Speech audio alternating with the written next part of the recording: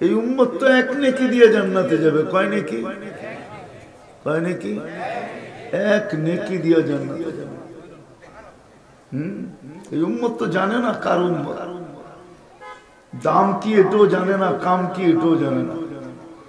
যদি জানতো তাহলে আজকে এই উম্মত এতটুকু নির্যাতিত হইতো না। আজকে সারা দুনিয়ায় এই উম্মতের চেয়ে নির্যাতিত কেউ নাই। মনে হয় যে এই উম্মতের কেউ নাই, যার কারণে নির্যাতিত। এই উম্মত যদি জানতো দাম কি আর কাম কি, তাহলে এই উম্মত কোনোদিন নির্যাতিত হতো না। এই উম্মতের সাথে তো ওয়াদা ছিল, উলাইকা লাহুমুল আমান, তোমাদেরকে নিরাপত্তার চাদর দিয়ে ঢাইকা রাখবো। কুরাল তো কুরাল সুই ঢুকাইতে চাইলো, আমরা নাইমা আসবো। আল্লাহ নাইমা আসার কথা ছিল। আজকে তো নির্যাতিত, ডেলি 2 থেকে 300 মানুষ মরতেছে, নির্বিচারে মারতেছে, পুরো এলাকা মাটির সাথে মিশায়া দিতেছে। আরো কোন জমিন, কোন জমিন?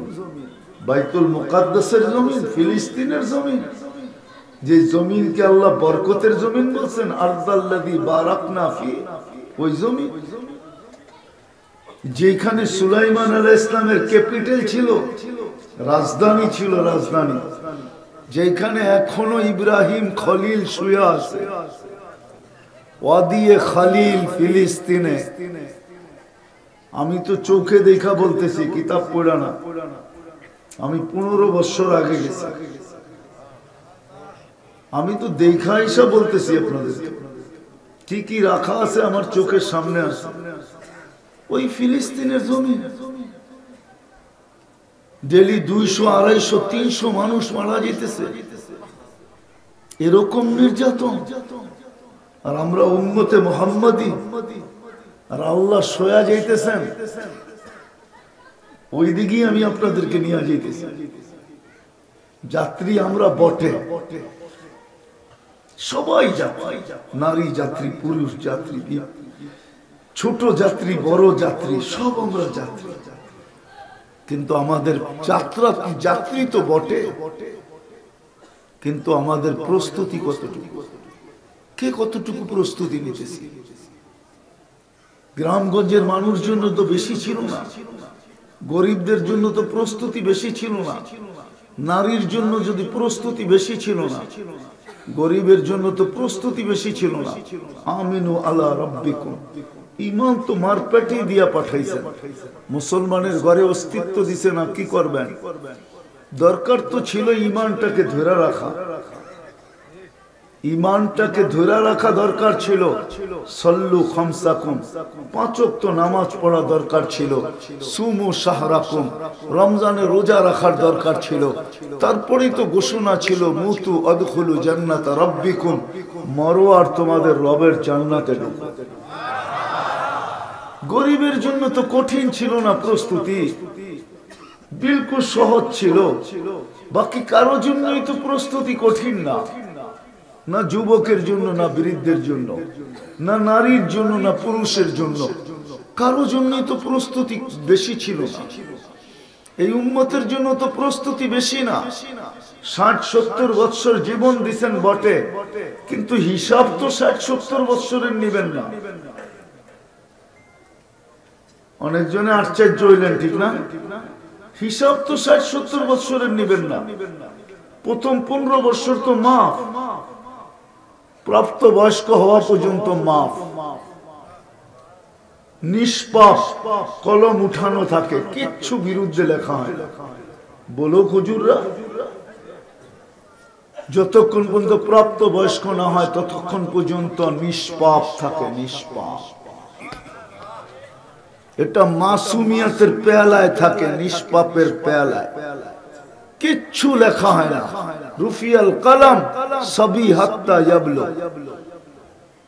তারপরে যতক্ষণ 24 ঘন্টা ঘুমাই, কলম আমাদের বিরুদ্ধে কিচ্ছু লেখে না। রুফিয়াল কলম নাইম হাত্তা ইয়াস্তাইকিদ, এই দুটা বাদ দিলে আর কতটুকু থাকে? প্রস্তুতির জন্য তো বেশি বেশি পুরো সময়ের হিসাব তো নিবেন না। প্রস্তুতি তো সহজ করছিলেন এই উম্মতের জন্য, কিন্তু বলেন গরিব কতটুকু প্রস্তুতি নিল? নারীর প্রস্তুতি তো সহজ, কোনো কঠিন তো না। আরো প্রস্তুতি কেমন প্রস্তুতি? দুনিয়ার এক পুরুষ জান্নাতের 8 দরজা দিয়া যাওয়ার অধিকার রাখে, কিন্তু কাটাইলের প্রত্যেক মা বোন 8 দরজা দিয়া যাওয়ার অধিকার রাখে, প্রত্যেক না।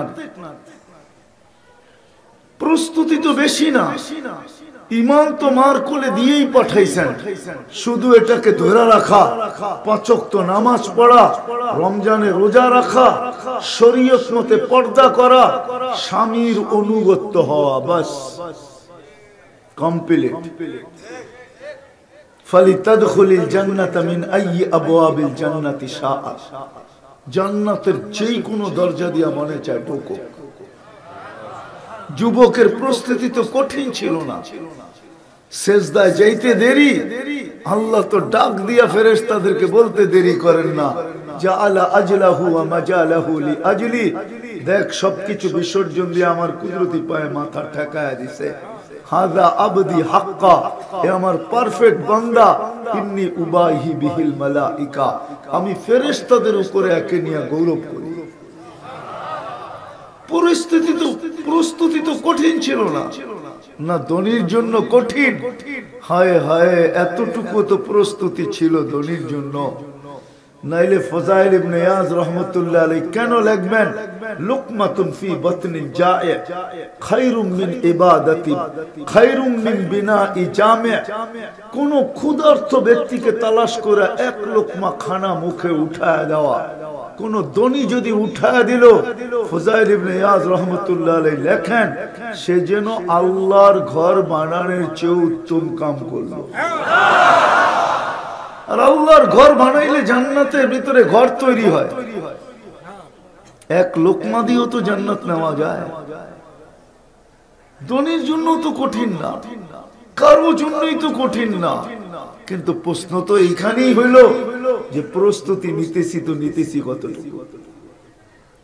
যাত্রী তো আমরা সবাই, প্রস্তুতি কতটুকু? চলে তো যেতে হবে, থাকা তো যাবে না এখানে। কয়দিন থাকবে? 60-70 বছর। আল্লাহর রাসূলের কথা, কালিলুম মা ইয়াতাজাওয়াজুন, আমার উম্মতি বাইনা 60 আও 70, আমার উম্মত 60-70 বছর বাঁচবে, এর চেয়ে বেশি যারা বাঁচবে তাদের সংখ্যা খুব কম। আজকে সূর্য তো গাটাইলে ডুবলো চিৎকার দিতে দিতে, সূর্য যখন ডোবে তো একটা চিৎকার দেয়, লান আউদ ফি হায়াতিকা আবাদা, হতে পারে আর কোনোদিন তুমি আমাকে উঠতে নাও দেখতে পারো। এই চিৎকার দিতে দিতে তো গাটাইলে ডুবে গেল। সকালে যদি উঠা দেখি তো আরেকটা চিৎকার দিবে, আনা ইয়াউমুন জাদীদ, আমি নতুন দিন। ফক্তানিম, বুদ্ধিমান হইলে সুবর্ণ সুযোগ মনে করো, আর যদি বুদ্ধিমান না হও তাহলে আমি বিকালে ডুবা যাব, আর তোমার জীবনে কোনোদিন উঠতে নাও পারি। হায় আফসোস, মুসলমানকে তো সূর্য একটা মেসেজ দেয় না, অনেকগুলা মেসেজ দেয়।